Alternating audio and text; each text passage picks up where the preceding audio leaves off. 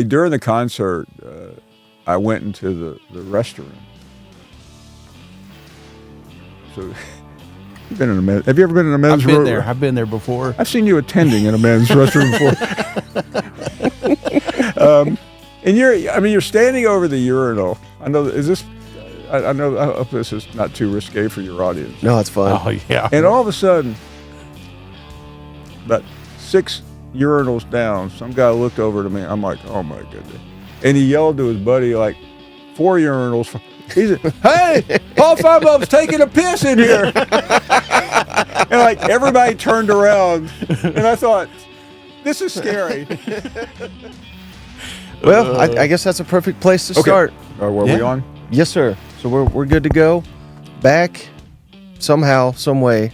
Paul Finebaum, ESPN, SEC Network, and Cousin Shane. Did you ever think that it's 2 days in a row of Cousin Shane? Yeah, I mean, I've had a bad day for a couple of reasons. The ESPN let me know that Friday here at the SEC tournament was my last day. And I thought that was the worst thing that ever happened to me until I walked in here and saw Cousin Shane. Yeah, I figured 2 days in a row. This you can mark that off your bucket list, Paul. You know, hang it out with you. No, I appreciate you coming in. Wasn't expecting this early. I thought maybe we'd have a little bit later today, so I probably should sober up. Shane, I don't know how to break this to you, but I actually have a job. Yeah. I don't even have my glasses, so I walked out. It was dark. I walked out without my glasses. I said, "Why can't I see?" And I said, "Oh, geez, I forgot my glasses there." So appreciate you coming in, man. Shane, it's a pleasure. Listen, one thing that we do, Daniel Bramlett's here from our show in the fall. We every week when we go to a campus and before the season, we try to profile young student journalists. We looked for your curriculum and couldn't find that you had ever gone to school anywhere. Nope. Well, I went one semester at UT, and that's loosely. I mean, I went 3 weeks, and I walked up. I'll never forget. Were you admitted? I mean, I'm pretty sure. He was living in the dorms. Oh, they billed me for it. You had to be a jock. There's no way they let some normal student in. Like, it was basically an apartment, an expensive apartment I had for a semester, and that did not work out because Tennessee, too many hills. I'll never forget. We were walking back from a football game. He went to Tennessee and just realized the first day they have a lot of hills up there. They did. Oh, I remember walking back. I believe You're not at Auburn. You were at Tennessee. Tennessee LSU game 2001, and I was behind these fans, and they're like, "How is because I'm a big guy. I've always been a big guy my entire life." Thanks for the breaking news, Shane. He said, how is there so many? He goes, "Why is everybody not skinny around here with all these hills?" You know. And I got to think, I was like, he's got a point. How am I not losing weight? But we eat good, we drink good here too, as you know. You're one of the happiest people I've That's ever right. met. I mean, I used to be heavy and had a great time, and now I'm thin and Were you a miserable life. Were you ever heavy? Oh yeah, absolutely. Really? What was your biggest? I mean, this may sound like you after 6 months on Weight Watchers, but I got up to 210 once. Oh man. Yeah. That was a fun That's my middle goal school. weight. I got that pinned up on my wall. If I hit 210. I mean, that's why I didn't really. Michael would understand that. Yeah. Well, Paul, we had you in here last year. It was so much fun. Had a lot of questions for you, but there was one that I really wanted to ask, but I forgot to ask. You've been covering this league a long time. What was your favorite win of the Chad Morris era at Arkansas? Yeah, it was the 31 straight losses. I once made them. I was in Arkansas about 2 years ago, and I said Chad Morris was like the biggest clown I ever covered, and I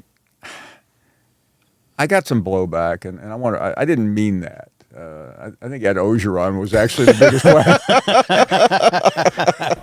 Pedestrian, Louisiana. Hold on a second.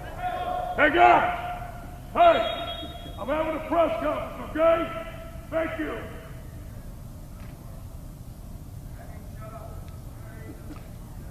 Great young man. So that's really what I wanted to ask you. Who are the biggest losers that the SEC has ever had, in your opinion? Well, I mean, certainly Chad, I mean, Arkansas has one or two. The guy, I don't like to punch down. Yeah. Well, I'm not going to make any more jokes about Cousin Shane.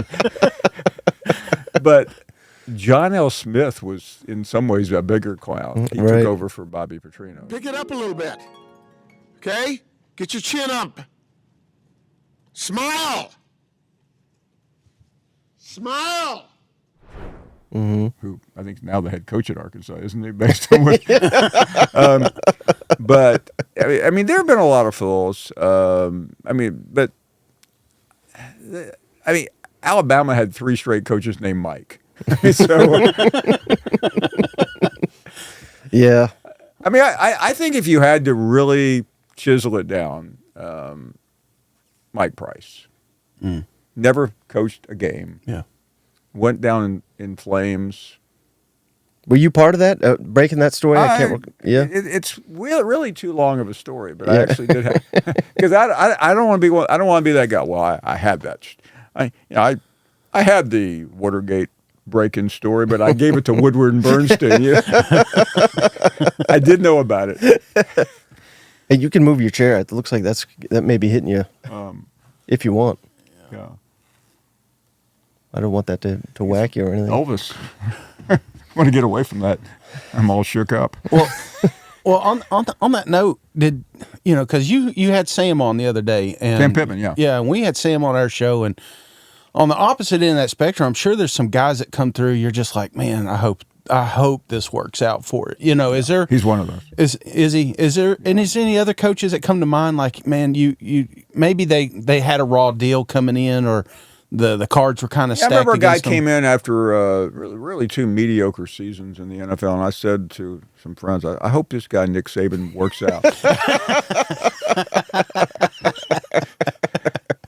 Yeah, I mean, listen, you do pull for some. I mean, I know the mantras back when I started. We're just the media.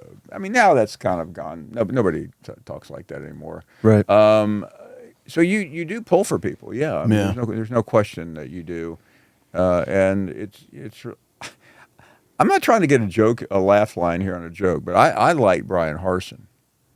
We had a good relationship. We still keep up now and then, and he wasn't a bad coach. He was just a bad coach for Auburn. Right. Real quick on Sam, I feel like the pressure's on the Bobby Petrino hire. Is what do you think they've got to have to retain Sam for another season? Well, he has to. What's the key line they always use when they're about to fire somebody? Significant improvement. That means it's interpretive. They have to show that they're a legitimate program. Yeah. And the last 2 years they haven't. So, I think that's a real awkward situation. I give Pittman credit. I mean, he said all the right things, but I felt like there was somebody off camera, holding it up for him. Yeah, yeah. I really like Bob Petrino. He loves Arkansas. I didn't quite buy it. Right, I got you. At least he was looking at the camera. About half the coaches you interview, they do not know where to look. No, is there a camera here? But speaking of Alabama, I know you basically picked that Nick Saban to win every game, and you're right to do so. But there's one infamous game where you picked against Alabama, and you've told me the story many times off air about the coffin and everything that comes with that. Could you share the story of how that all came about? I had picked Alabama, and when you work in Birmingham and you pick against Alabama, it's like you'll have a fight walking down to Starbucks if you're wrong. Yeah. So I just said I'm not doing this. So I started picking them, and I went on for years. It's just like it went on for 15 years, and finally in 2022. I was landing. I literally just landed in Knoxville. You turn your phones on. Phones, kind of thing that you get it. Yeah. Radio I got. I'm picking up. He was looking at my StarTech with. Sure would like one of them. So I got a call from Baron Miller, who's the producer of SEC Nation. He said, "Hey, I got got a crazy proposition. I go, okay. I've done some nutty things before. He said, told me the story about these guys that had Tennessee coffee. He said, were you planning on picking Tennessee? I said, no, I wasn't. He said, would you think about it? I said, yeah. So I drove to campus. And, yeah, once I kind of pulled up the hill and saw Ayers Hall, I'm thinking, they're probably not going to win, but if I pick Tennessee, maybe the alumni office will leave me alone. So I said, I'm in. And then the hard part started. They told me what they wanted me to do. It was a takeoff on The Undertaker. And so so literally all Friday night, I'm watching The Undertaker, get up. And then the day of the game, I felt pretty good about it. I thought Tennessee had a chance to win. Yeah. It wasn't like they were a really good team. Right. We knew all that. But they're still playing Alabama. And we went out about 7:15 and looked at the coffin. I got in. I'm like, oh, my goodness, what have I gotten into? Then we have like a middle-level manager who's kind of over the SEC network. Yeah. He's not there anymore. After this? You may have heard all that. No. But Yep. Yes, ESPN was in the news last summer. And he after I got out, he said, no, he walked me over. He said, are you really sure you're comfortable with this? And I knew what he was saying. This guy is in his 60s. What if he got in there and didn't come out? I mean, the guy didn't know that he wouldn't be there at the next Alabama-Tennessee game. And I said, I think I got it. But then the hard part is, you're doing the show, but that's all you're thinking about because there was like a 3 to 4 minute deal. I got to come off the set, go behind, take off my jacket, put on a Tennessee jersey, which by the way would not have gotten around one of your arms. I mean, it was small. It was tight. So I got down there. They hook you up, and then it does seem like forever when you get in, and then the whole thing is, I've got to come out and say, Vols win, get up, do the, by the way, just think of it. I want you to just simulate this, Shane. Maybe I should have asked you, laying flat, yeah, and then they open it and just pop out. That's not the easiest thing to do, but fortunately, so I kind of, it was all mental, and then boom, it happened, and I got out of there pretty quick. You did great. I remember it. And I was screaming. I was like adrenaline on 9 million. Paul. What? Are you okay? Oh no. What is this? This doesn't look good for Tennessee fans. You guys have tried to bury Tennessee, and it looks like, is this Tennessee in a casket? My goodness. We need some clarity here. Paul. We also have pallbearers, by the way. Yeah. This is beautiful. Who's in there? Kind of afraid to look. Me too. I don't do well with caskets. Do we Guys, open get it? it open. Oh!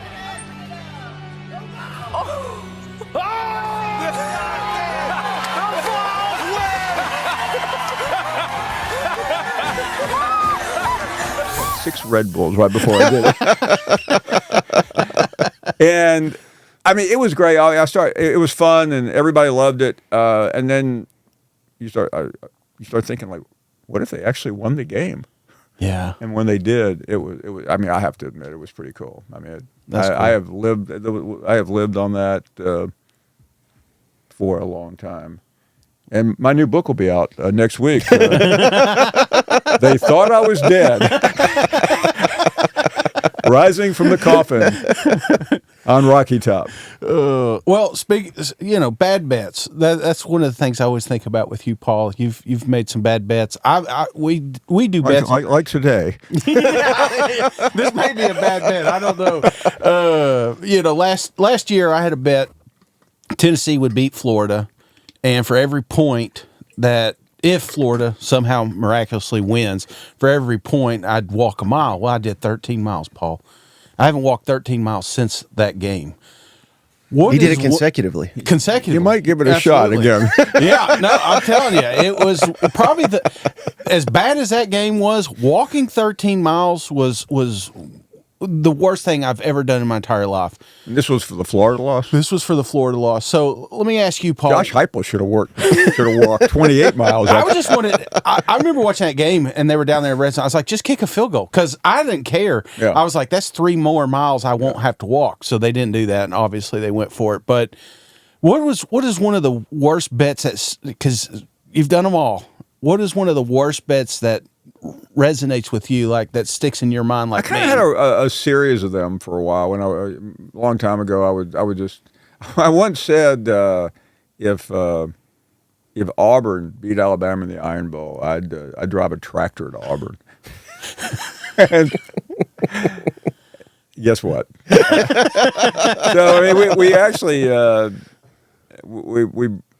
I got it was for the A-Day game. We ended up it was too complicated so we I got on the tractor coming out in behind in the bowels of Jordan Hare Stadium, and they just do this. I don't know about you. I did not grow up on a farm.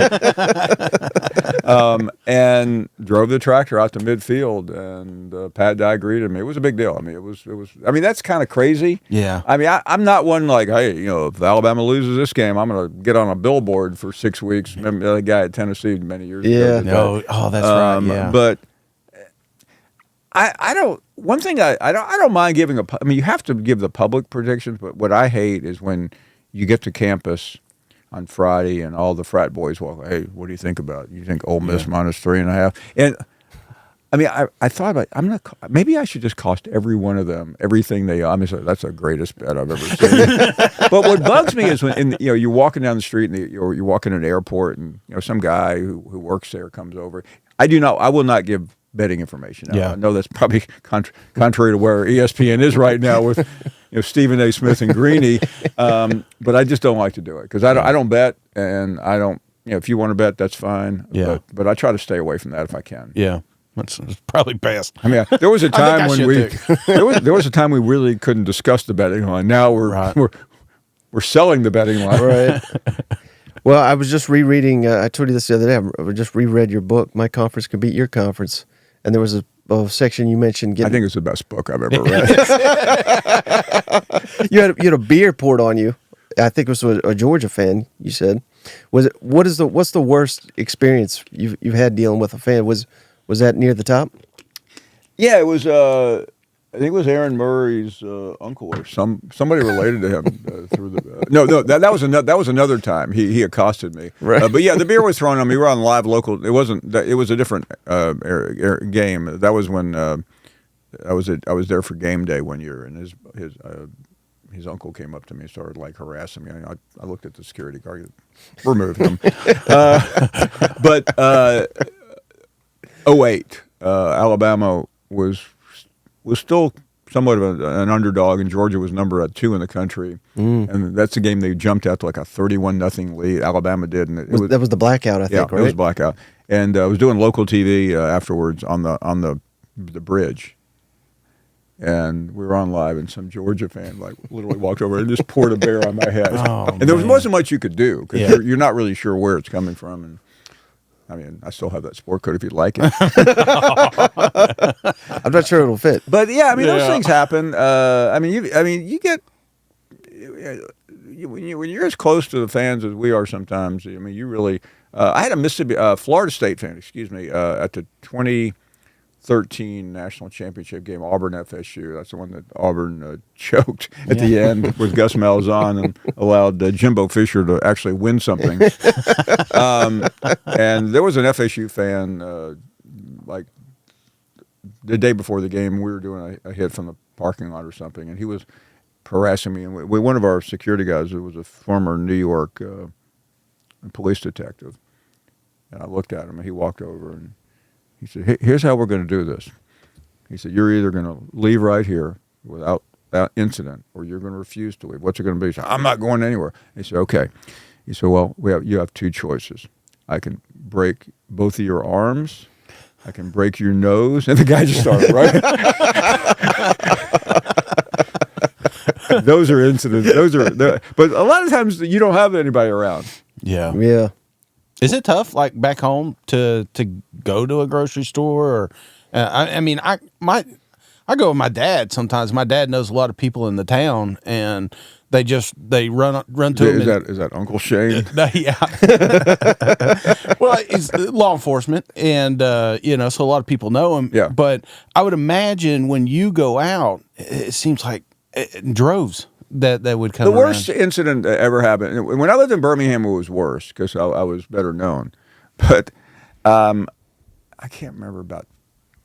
This is going to be crazy. About 12, 13 years ago, my wife and a couple of our friends, we went to see. I think it was the Eagles farewell tour. That was 8 farewell tours ago.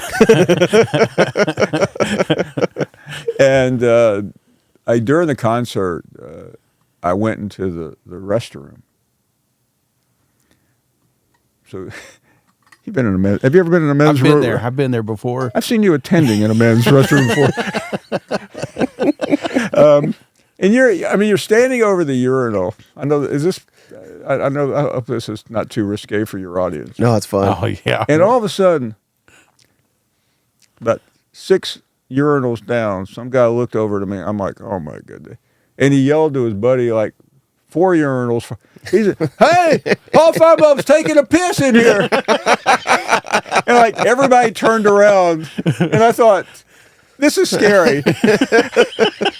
And I mean, it was like, I mean, this is probably, it became very difficult to finish what I had started. It was crazy. I mean, and trying to get out of there, and so that's probably the worst thing. But yeah, I mean, it comes up. I mean, it's not like you're not used to, I mean, you whether anybody recognizes. Sometimes you're like going, do you know who I am?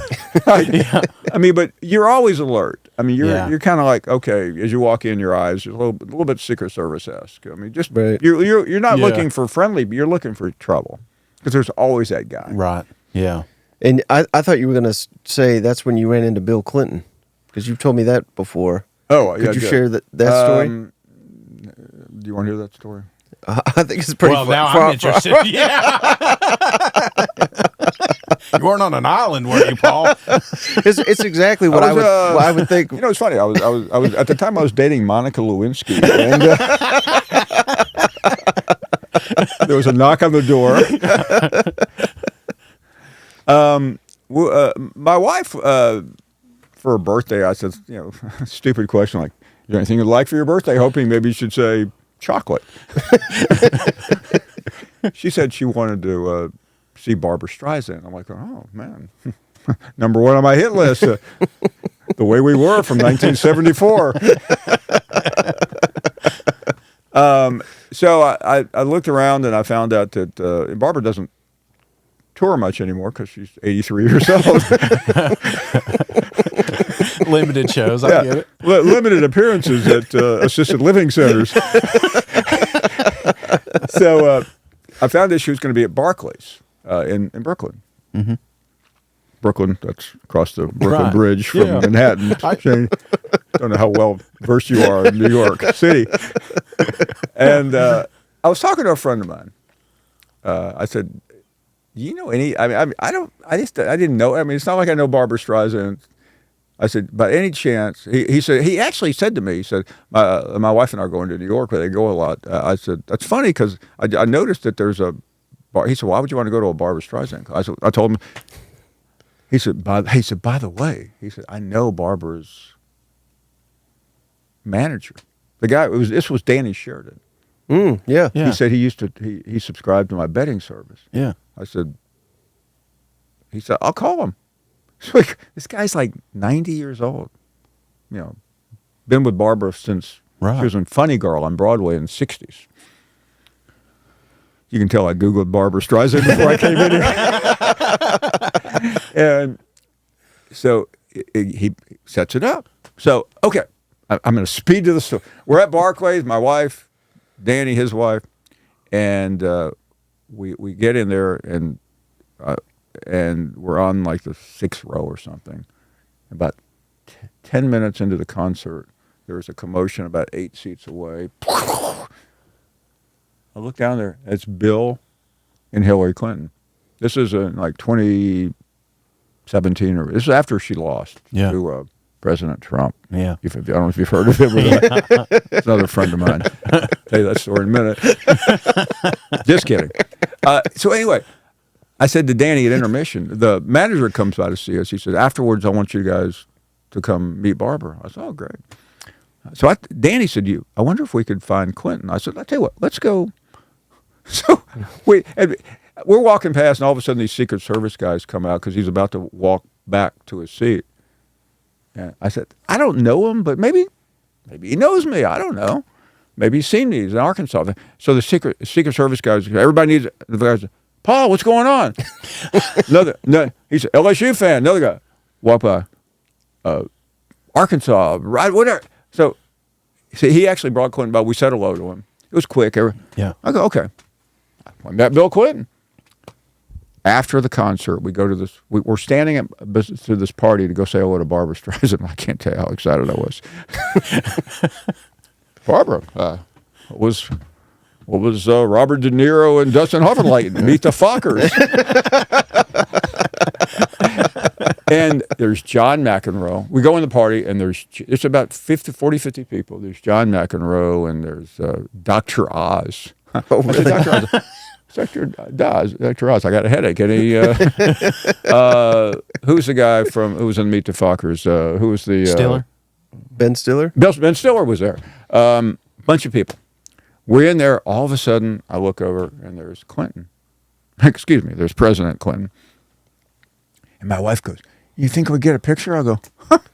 Haven't I done enough for you? We go over, and she takes a picture with him, and then she sees Barbara. She has to go try to meet Barbara.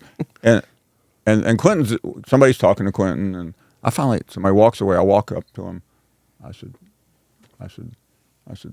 President Clinton, Paul Finebaum. Hey! I said, at that moment, you say, hey, what do you think of the situation in Ukraine?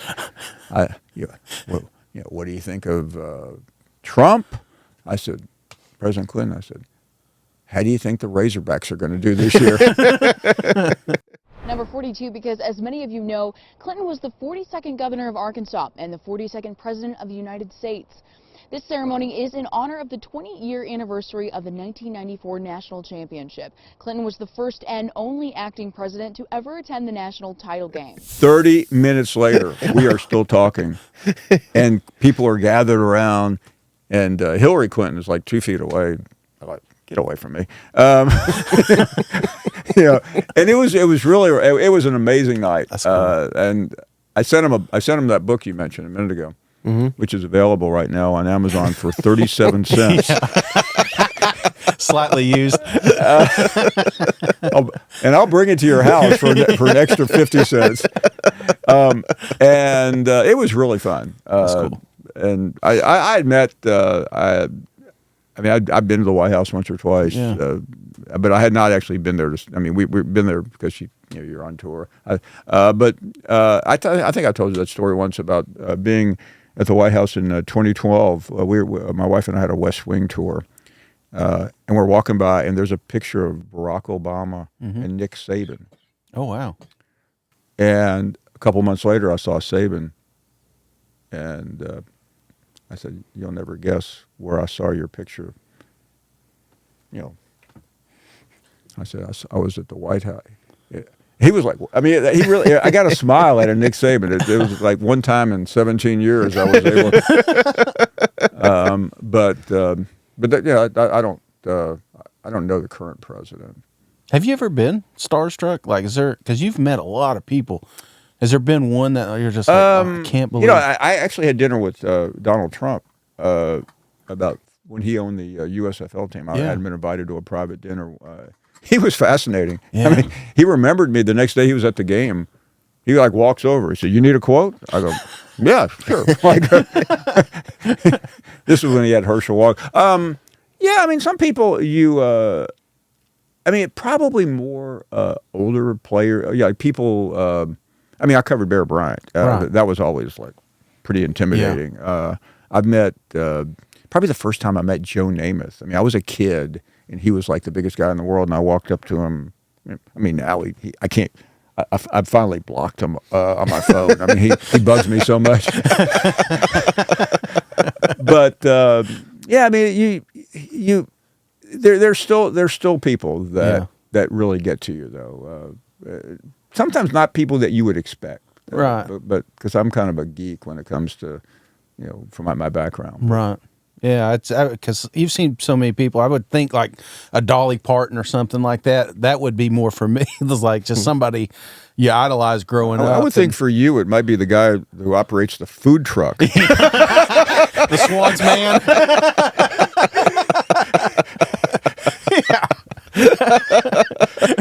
You may be onto something, Paul. You may be onto something. No. I mean, if you had given me the questions in advance, I probably could have had a better answer.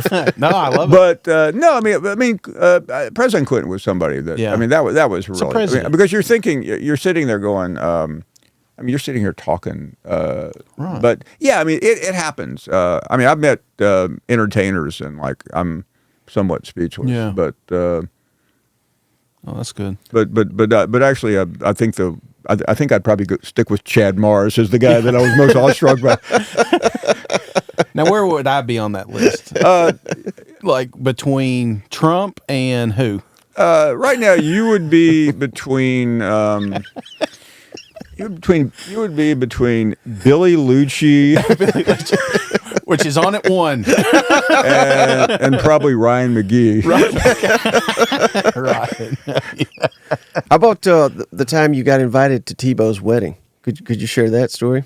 That's pretty funny. I should quit going out to dinner with you. I tell you all my stories. These are all going to be in a book. So about 5 years ago, one day the mail came and there was an invitation. My wife had already opened it. I don't know why she opens my mail, but and Tebow was getting married, and she said we have to go, and I said where is it, in Jacksonville? And we flipped open, and it was in Cape Town. Yeah. That is not in East Tennessee. That is in South Africa.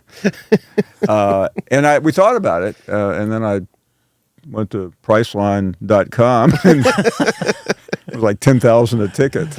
I said, I think we'll just send a fork. But he's heard my favorite Tebow story though. A couple of years ago. SEC Nation has a bus, and people. There's always somebody on there of note, but you don't really. You kind of go on there for a minute. Sometimes you get makeup on there. Sometimes you just go in there and hang out for 20 minutes.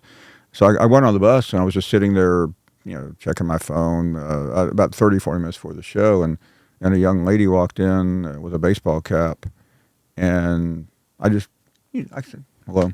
I mean, you don't know. Yeah. She sat down, and finally, after about 10 minutes, I said, could I help you? I mean, I figured maybe she needed something because she was just sitting there. She said, oh, no, thank you. Oh, okay. Oh, kind of British. Couldn't quite detect it. But there was nothing really, I mean, she was, I don't want to, how do I say that? I mean, she was a not, but how do you know? A woman with a hat on, sweatshirt. I mean, who knows? So, but I didn't really give her much thought. So I walked out. And I ran into Laura Rutledge out in the parking lot, and she was heading to the bus. I said, by the way, I said, there's some woman on the bus. I don't know if she's looking for you. She said, what's she look like? I said, she's very petite. She said, oh, that's Demi. I go, Demi Moore? Where's Ashton Kutcher? She said, no, that's Tim's fiance. I go, Tim's fiance? I said, what does she do?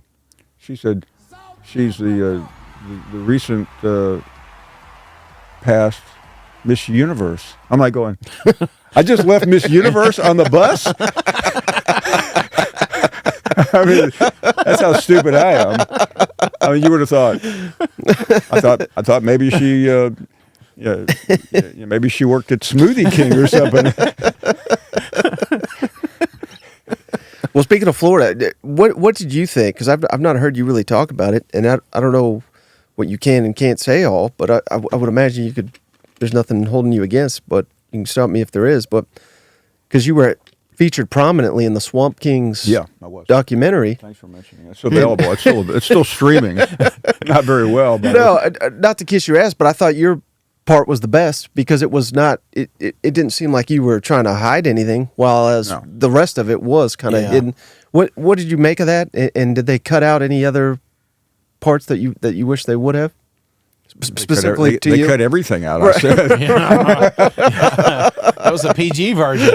I mean, they asked me to do it, and I didn't really understand. I mean, I just figured I'd go in there and torch Urban Meyer and have some fun. Right. And they set it up in where I live, down in the downtown area, and they had like 15 people, and I'm like, well, this is actually a big deal. I've done a couple of documentaries, The Last Dance. A couple other ones. That's the one about Michael Jordan. Michael Jordan, yeah. 10 parts. Won an Oscar. And I started railing on Urban a couple of times, and they finally, they were a British group. They said, Mr. Finebaum, you said that Urban Meyer was an excellent I said, when did I say that? They said, in your book, which came out in 2013. I said, the point I'm making is, it was about that period. It wasn't about what a right scumbag he was later on at Ohio State, and I mean they wanted me as the quote unquote journalist, even though I didn't cover Florida during that period. They you could tell. I mean, it was very so. I mean, it was cool to do it though, because I would walk around my neighborhood, and because it was on Netflix, people, hey, I saw you on Netflix. I go, oh. Did I suddenly was I dating Meghan Markle in Suits, or I mean, I don't know, but it was a fun experience. But no, it was clearly a whitewash. Yeah. Because I heard, and I'm sure this is the case, but I don't know for a fact that Urban wouldn't do it if they. That is correct. Yeah. The only thing that bugged me is I ran into Chris Doring one day at the SEC Network, and he said, "Man, that was really cool." He said, "How much did they pay you?" I go, "What?"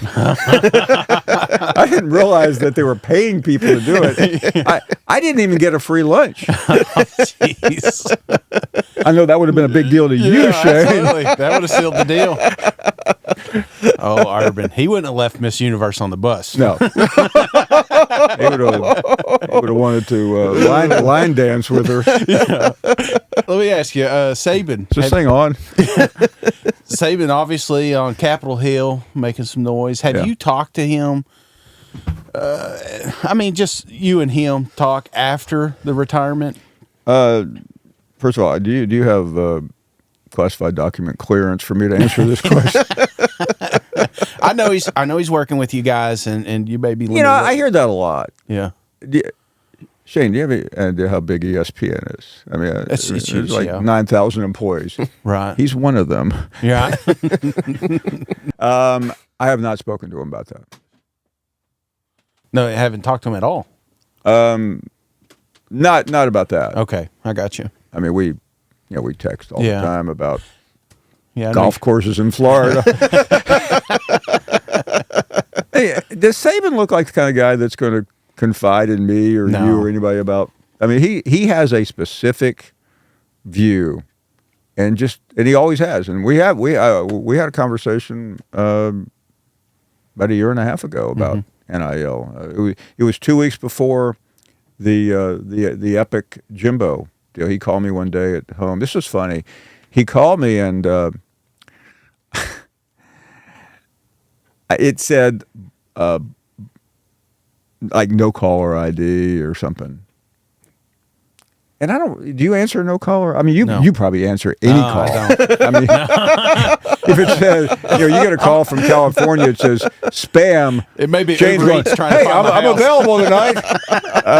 I don't. And the reason I didn't, because there's one guy there's a caller who has my number. Yeah. and it's either block call or no caller ID. And I thought that caller is pretty well known on our show. Yeah. And I thought it was him. I didn't answer it, and I didn't even check the phone for. I went and like worked out. So I got back, and I played the message. So hey Paul, this Nick Saban. Give me a call.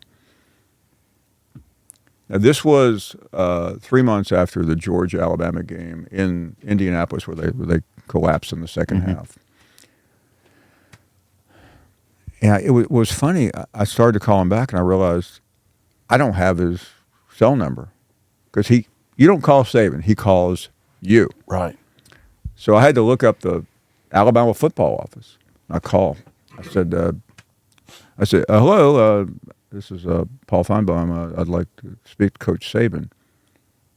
And the lady said, I'm sorry, Mr. Finebaum, he is in the defensive staff meeting. Do you want me to interrupt him? I said, no. I said, not after watching that last game against Georgia. So he called him back a few minutes later, and just for an hour, just railed about NIL. And he said, what are we going to do about this? I go, I don't know. I mean, because I frankly didn't have a problem with it. Yeah. I said, I made this suggestion. I said, well, you ought to speak out. Pick one. I didn't just realize he was going to choose the next available. So he hung up, and I later found this out anecdotally because Stephen A. Smith is a friend of mine. Probably my closest friend, actually. Is he? He was in my wedding. Stephen A. told me later that Saban apparently called him right after me, and Stephen A. agreed with him on NIL. He said, I'm glad to hear you agree. He said, Finebaum disagrees with me. Can you believe that? I go, whoa. I've been known to disagree with him. I know that wasn't really what you asked me 45 minutes ago before. I just think, and it just remains to be seen because we're just in a new era, but with NIL, with the portal, Saban actually just called me a minute ago. I was checking my phone. Put it on speaker. it's given programs like Ole Miss and Missouri a potential shot at making a run to where I don't know that they truly had an avenue 5 years ago. No, it's. I mean, NIL, and you've heard this. I've heard this from you. The portal is in some ways more important than NIL, but because the portal feeds off of NIL. Mm-hmm. But yeah, the portal has changed everything. Yeah. But I was somewhat nonplussed by his testimony. Yeah. I know that's how. I just remember him saying the day he retired that NIL didn't run him out of football. He wanted to spend more time with his family. Now, after spending more time with his family, he's blaming NIL. I don't know.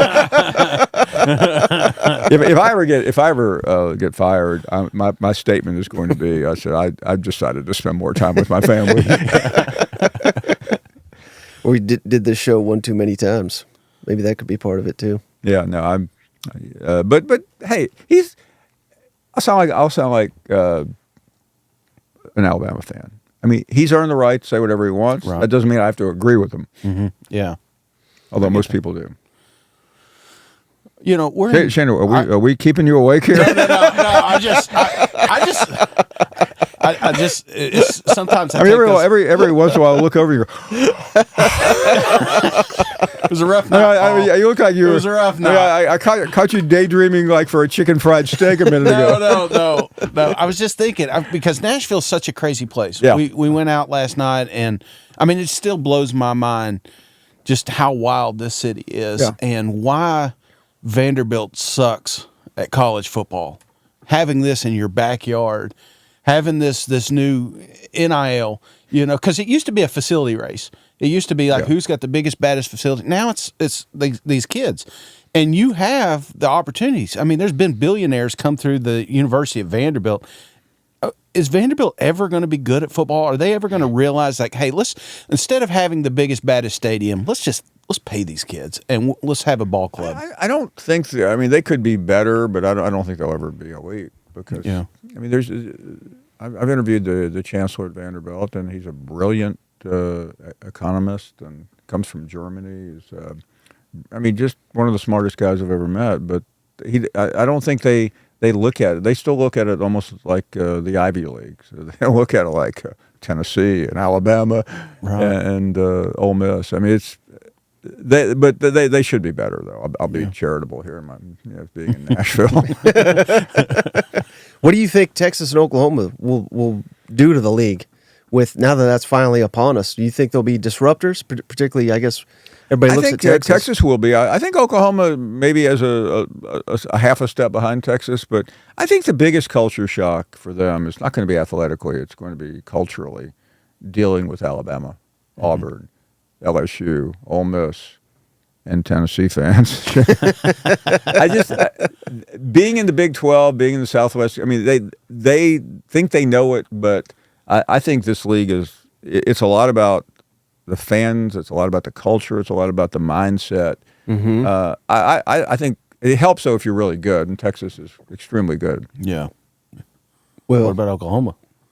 I don't know yet. I'm slightly concerned about them. Yeah. But I think that's another thing. What I'm looking forward to though is Texas fans infiltrating the Paul Finebaum show. I don't know if you show this on 3 to 7. I guess you have had your last appearance on. Because we're hearing from a few of them, but they're gonna come in like a bull in a china shop, and the battles between Alabama fans, Ole Miss fans, that's.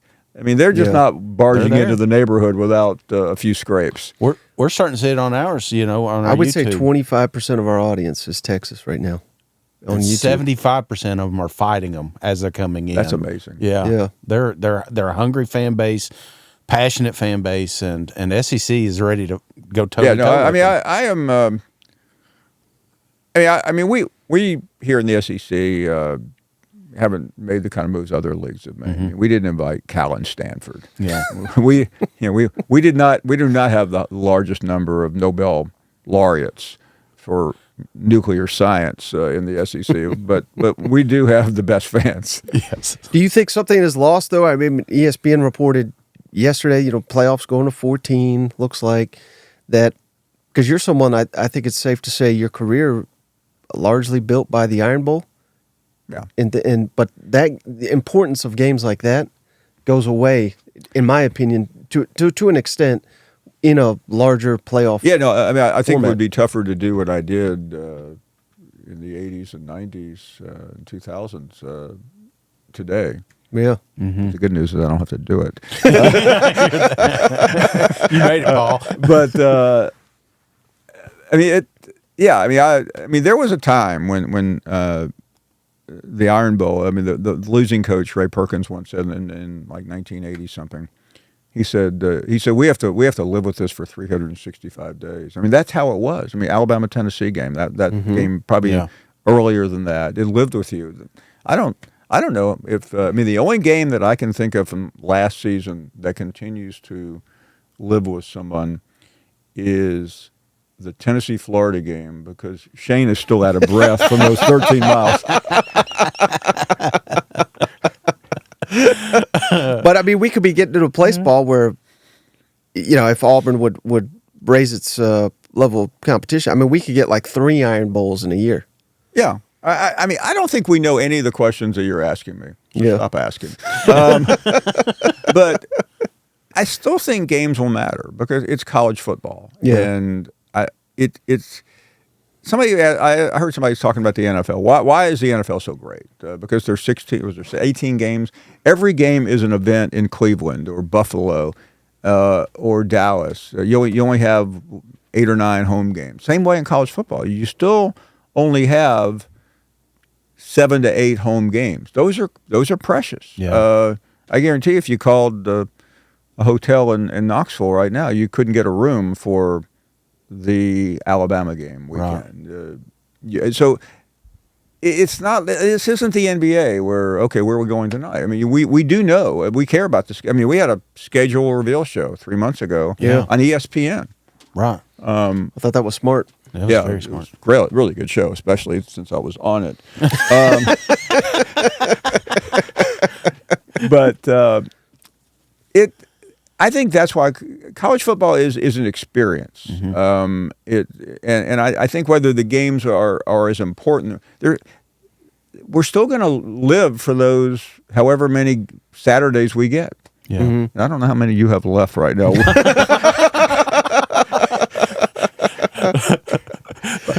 Welcome back to the Comedy Central roast of Cousin Shane. Our next speaker is Pete Davidson.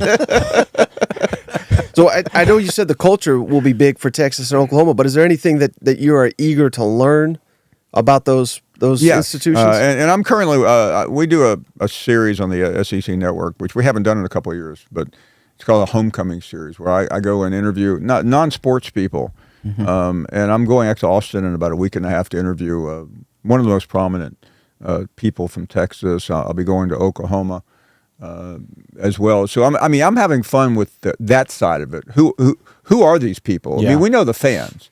You think of the University of Texas. Okay, how many times can you see McConaughey? Yeah. A little bored with McConaughey. Tennessee is a little different. You have every school has its go-to, but there's more to Texas than that one guy. Yeah. Right. Oklahoma, we just lost. Toby Keith was a huge Oklahoma Absolutely. fan and a brilliant musician. But there are a lot of other ones too. Mm-hmm. You weren't surprised at all then, I would imagine, how upset A&M got when Texas came into the league? I wasn't surprised because they felt that they had been promised that A&M would never come in, and they were promised and Texas would never come in, but things changed. Yeah. And it's A&M's fault.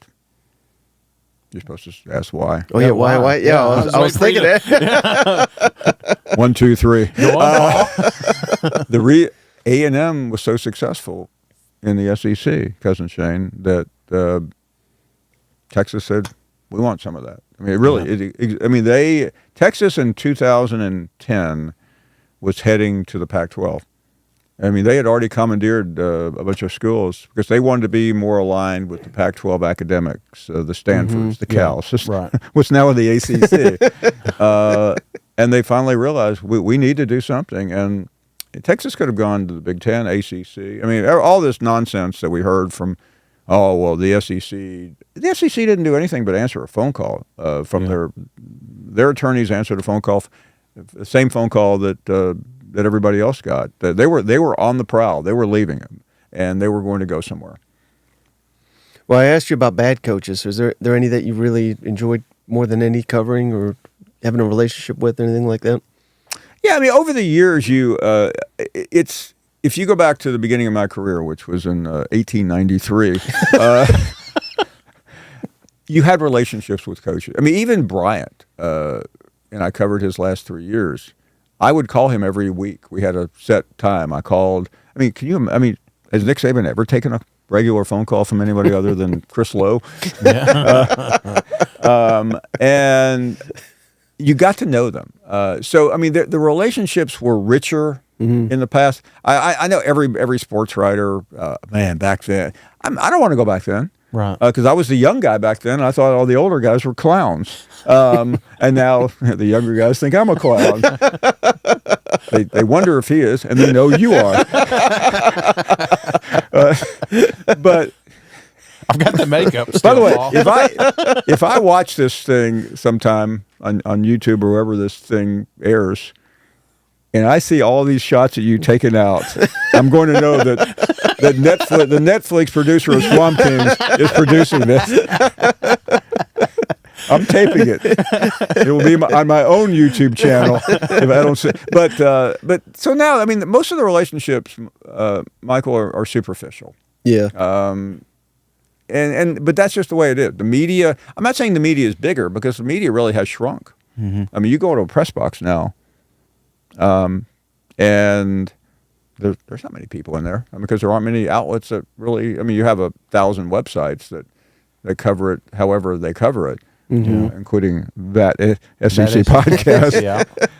But the chance of actually knowing a coach is significantly different. Yeah. Yeah, like even so we're doing this during the SEC basketball tournament. I'm talking to those guys. It's a cost thing where a lot of papers are not sending their people, or they're sending someone that only covers Mississippi State, but asking them to cover these other 3 teams while they're here.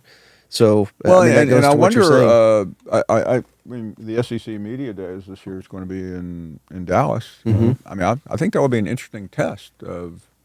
It's a long ways. I mean, Alabama. AL.com last year had 74 people covering the media days in Nashville. I mean, will they have the same number? I mean, that's something that I'm curious about, because I hear from the same people you talk to. I mean, you talk to all these writers, right. and it's cost prohibitive. Right. I'm sharing a room with 7 writers at the SEC Media Days. Well, Shane demands if he goes, he gets his own suite, his own room, king size absolutely. bed, so he gets Plenty his of own beer. Shane, you're really missing out on a chance to make a lot of endorsement money hanging around Brad. I keep waiting for it. Jimmy Sexton wanted me to give I thought you little cars. I thought Coors would call by now. I thought little Debbie would call by now. Nothing. I think they got their numbers blocked. All right, you got anything else before we wrap up here with Paul? Again, it was Other than your Subway order. that's right. Yeah, DoorDash will be here in 5 minutes. We need to wrap this up, Mike. Well, Hey, man, I want to say you're a good sport. Thanks. I normally don't, beat up as much but I've been waiting for this for a long time. You stayed up all night thinking about. While you were out, eating off of people's tables after they left the restaurant, I was working on this routine. Oh, and I know we've talked about it a couple times, Paul. We'll probably have to save it for next time. But media personalities with the thinnest skin. So we can table that if you'd like. Yeah, no, I'd rather. That would be that's my new blog on AOL starting next week. I've been attacked a few times. You've been attacked many times. Mm-hmm. You're being attacked in real time, but media people have the thinnest skins, I think. And why don't we save that for next time, because I currently am still employed. All right, thank you so much, Paul. Thank you, Again, Paul. we really appreciate it. Guys, thank you. Yeah, and thank you. I appreciate it. I look forward to never seeing you again. I'll see you in the bathroom, Paul. All right, that was perfect.